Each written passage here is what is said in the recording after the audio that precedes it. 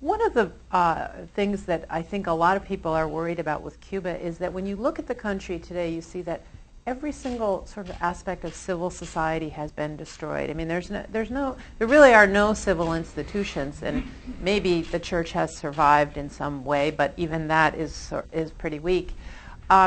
Is that a concern to you as you think about the change? I mean, supposing people did start to connect and did start to push back effectively against the regime, how does that process work when you don't have any civil Well, actually, that's a concern that, the most interesting case point in that is going to be China.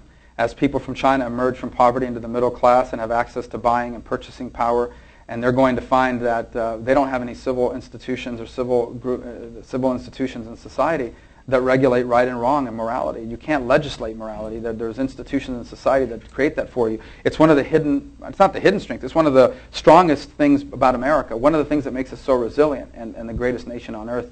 One of the things that will allow us to continue to be the greatest nation on earth in the 21st century is that at the end of the day we do have these civil institutions and civil society that's separate from government.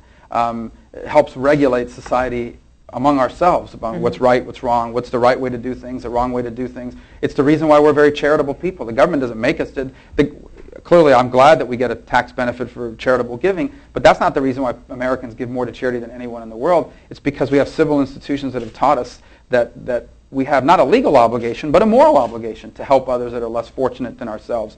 There's no institutions like that in place in Cuba or in China, for example. And those are going to be real challenges to China's future and to Cuba's future as well. You mentioned the church for a second, and I am concerned. Look, I'm deeply concerned about the church in Cuba and what appears they've negotiated themselves a space of operation in exchange for looking the other way.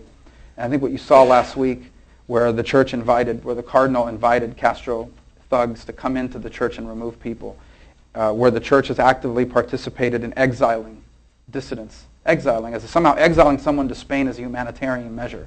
I'm deeply concerned that the Cuban church has negotiated a political space for themselves in exchange for their moral imperative.